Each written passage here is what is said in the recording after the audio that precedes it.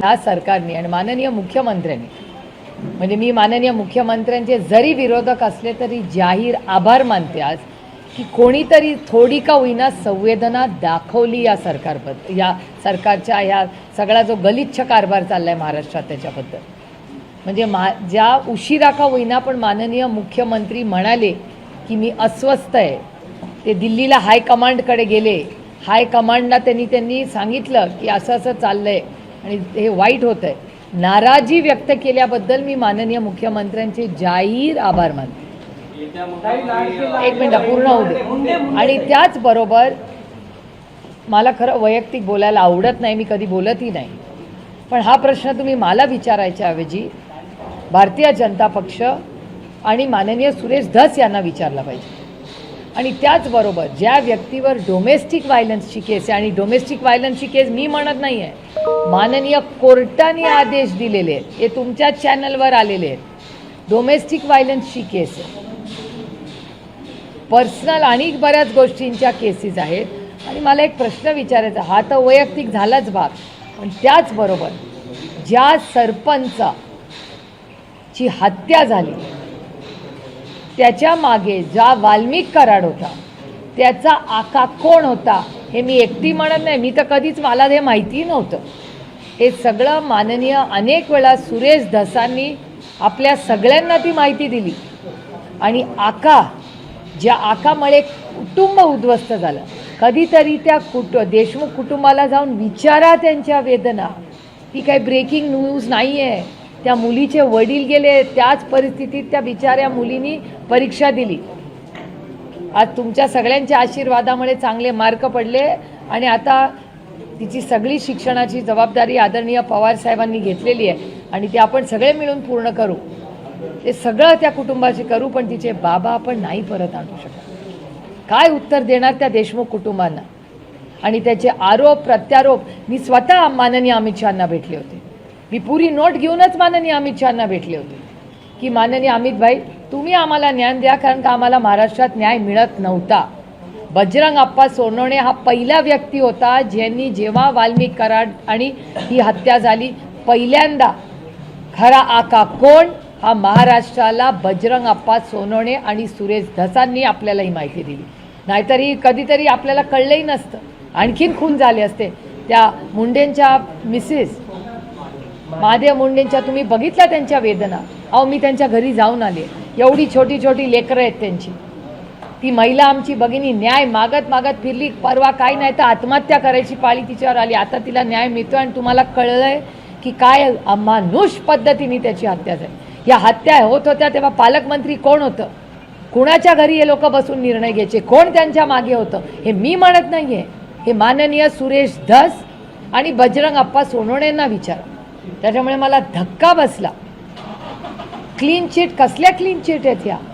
इथे घराच्या घरं उद्ध्वस्त होत आहेत, संसार उद्ध्वस्त होत आहेत आणि हे लोक क्लीन चिट देत आहेत.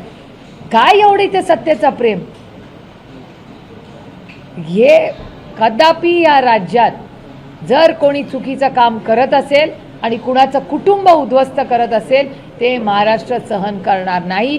कितीही लढायला वेळ लागेल तरी आम्ही लढत राहणार. आणि त्या कुटुंबाला, ज्याच्या घरातला कर्ता पुरुष त्याची अमानुषपणे हत्या ज्यांनी केली आहे किंवा त्याच्या मागे जो पाठराखण करा, ज्यांनी त्यांना सगळ्यांना मदत केली, अशा सगळ्या लोकांना महाराष्ट्रामध्ये निर्णय प्रक्रियेत आम्ही येऊ देणार नाही.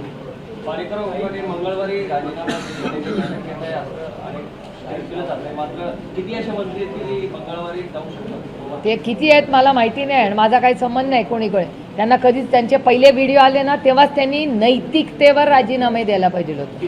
हे दुर्दैव आहे की राजीनामे नैतिकतेवर यांना काढावं लागतं दरवेळीच. मग माननीय मुख्यमंत्र्यांनी हायकमांडकडे दिल्लीला जायचं, दिल्लीकडून अप्रुव्हल गेल्यावरच जेव्हा दिल्लीवरनं फोन येतो तेव्हाच हे राजीनामे देतात. दरवेळी दिल्लीला काय सांगायला पाहिजे? दरवेळी दिल्लीनीच इंटरव्हेन्शन केल्याशिवाय महाराष्ट्रात न्याय महाराष्ट्राला मिळणार नाही. मग हे काय आहे सरकार मला सांगा?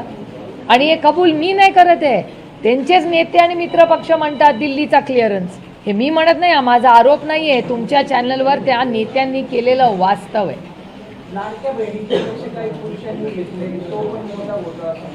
लाडक्या बहीण योजनेचा अहो येते 14,000 एवढ्या पुरुषांनी फॉर्म भरलेच कसे?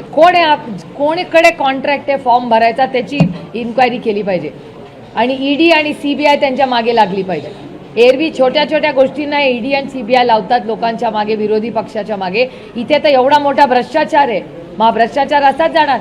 मी स्वतः दिल्लीला मला नाही माहिती बाबा, मला कसं माहिती असेल? नाही, प्रॉब्लेम इज फॉर्म तर भरला ना, कोणीतरी फॉर्म भरला ना. इलेक्शनच्या आधी घाईनी यांनी एवढे फॉर्म भरून घेतले. मग कुठलं सॉफ्टवेअर आहे? कॉन्ट्रॅक्ट कुणाकडे होतं फॉर्म भरायचं? कोणी फॉर्म भरून घेतले या सगळ्या बहिणींचे? कुठलं तरी सॉफ्टवेअरच वापर. अहो AIच्या काळामध्ये एवढा मोठा पारदर्शक कारभार, आधार कार्ड या सगळ्याबद्दल झालं. एवढी मोठी यंत्रणेमध्ये एवढा फ्रॉड होतोच आहे कसा? याचा अर्थ याच्या मागे काहीतरी मोठं षडयंत्र आहे. आणि हे षडयंत्र किंवा ही कोण एजन्सी आहे ज्यांनी लाडक्या बहीण योजनेचे फॉर्म भरून गेले, त्या एजन्सीची इन्क्वायरी झाली पाहिजे, त्याला ब्लॅकलिस्ट केलं पाहिजे आणि त्याची पारदर्शकपणे SIT किंवा ED आणि CBIची इन्क्वायरी झाली पाहिजे. मंत्री जे आहेत ते वादत सापडले की देवदर्शनाला जाऊ लागले. नंतर कोकटेंनी शिरीदेवाचं दर्शन घेतलं, देवामुळे राजीनामा लांब जातो. त्यांचा वैयक्तिक प्रश्न आहे, त्यांनी आयुष्यात काय करावं. त्यांनी काय का करेना. माझं म्हणणं आहे की महाराष्ट्राची आबरू ही वाचवा अशी वेळ आली आहे. मला म्हणायचे दुर्दैव आहे, मला असं बोलावं लागतं की महाराष्ट्राची इतकी बदनामी. किती दिवस झाले यांचं सरकार येऊन? 100-150 दिवस झाले असतील. 150 दिवसात महाराष्ट्राच्या 70 वर्षाच्या इतिहासात जेवढी महाराष्ट्राची बदनामी झाली नाही ना, तेवढं या 150 दिवसात झालेली. गाव वाडी वस्तीपर्यंत महाराष्ट्राची बदनामी या लोकांनी केली आणि ह्याचा कधी तर कधी इसका जवाब उनको देना पडेगा. आणि नुसत्या राजीनाम्यांनी फक्त संपत नाही, दर 50 दिवसांनी एखादी विकेट जाते. काय लावलंय?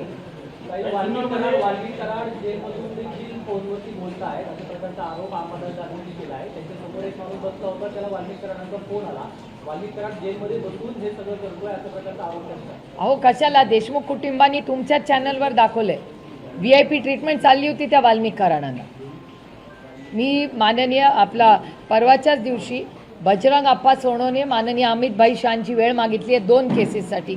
एक तर वाल्मिक कराडांचं जे वागणं आहे त्याच्यासाठी आणि त्यांना जी VIP ट्रीटमेंट दिली जाते जेलमध्ये त्याच्या विरोधात, आणि दुसरं महादेव मुंडेंचा जो खून झाला त्याची पारदर्शकपणे इन्क्वायरी घेऊन त्या माऊलीला न्याय मिळाला पाहिजे. या 2 विषयांसाठी माझे सहकारी बीडचे खासदार बजरंग अप्पा सोनवणेंनी माननीय अमित भाई शाहची वेळ मागितलेली आहे. ते 2 वेळा या आठवड्यात त्यांच्याकडे जाऊन आलेले आहेत. आमदार देखील वादग्रस्त वक्तव्य करायला लागले.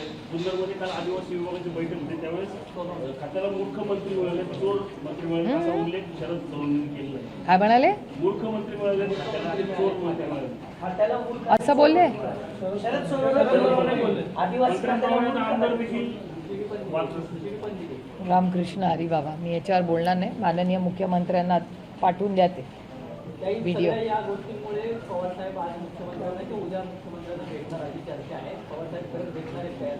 मला माहिती नाही. काल मी दिल्लीवरनं पुण्याला आले. माननीय पवारसाहेब काल दुपारीच मुंबईला गेले, त्याच्यामुळे मला माहिती नाही भेटणार असतील. पण एक मी तुम्हाला सांगते, आम्ही जरी विरोधक असलो त्यांचे, तरी आम्ही महाराष्ट्रावर प्रेम करणारी लोक, या काळ्या मातीशी इमान राखणारी लोक. विरोधकाच्या रोज या विकेट पडत आहेत म्हणून आम्हाला आनंद होत नाही, कारण का आमच्या राज्याचं नुकसान होतं. आज महाराष्ट्राची काय परिस्थिती आहे, आर्थिक पण आणि सामाजिक पण. आर्थिक परिस्थिती इतकी नाजूक आहे. आणि मी म्हणत नाही, सरकारचा डेटा सांगतोय, मी डेटा ड्रिव्हन बोलते. आज महाराष्ट्र सरकारकडे पैसे नाहीत. अहो दुर्दैव बघा या सरकारचं. त्या कॉन्ट्रॅक्टरनी आत्महत्या केली, 35 वर्षाचा मुलगा. हो काय त्या कुटुंबावर आमचा काही संबंधच नाही, असं कसं म्हणू शकते सरकार? किती असंवेदनशील. शेतकऱ्यांच्या आत्महत्या, शिक्षकांच्या आत्महत्या, कॉन्ट्रॅक्टरांच्या आत्महत्या. म्हणजे कशासाठी थांबलं हे सरकार? काय बघायचं आहे की यांना समाधान आणि आनंद मिळेल? मला सांगा. 100-150 दिवस झाले यांनी काय करून दिले? फक्त मोठे बिग तिकीट कॉन्ट्रॅक्ट्स. कुठला तो रस्ता करायचा होता 80,000 कोटी रुपयाचा, इथे तुम्हाला त्या जलजीवनसाठी पैसे नाहीत. तुम्हाला शिक्षकांना पगार अहो ते ठोक आंदोलनासाठी रोहितनी तिथे दिवसभर राहिला, दुसऱ्या दिवशी आदरणीय पवारसाहेब झाले तेव्हा त्या बिचाऱ्या आमच्या शिक्षकांना, शिक्षक शाळा सोडून बिचारे पावसात बसले होते तिकडे मुंबईत. मग या सरकारकडे जर पैसे नसतील तर मग 80,000 कोटी रुपयाचा तो रस्ता कशासाठी यांना पाहिजे? आणि मग रस्त्यासाठी पैसे आहेत पण शिक्षणासाठी पैसे नाही. आम्हाला ड्रॉइंग टीचर ठेवायला पैसे नाहीत. तिसरी भाषा शिकवायची म्हणून त्यांचा जो हट्ट आहे पहिलीपासून शिकवा, त्याच्यासाठी स्पोर्ट्स टीचर, ड्रॉइंग टीचर यांना सगळ्यांना घरी पाठवा. हे काय चर्चा चालली? आणि हे माझे आरोप एक वैयक्तिक कुणावर नाही, जे वर्तमानपत्रात येतं आणि चॅनलवर येतं त्याच्यावरून मी हे मत मांडते.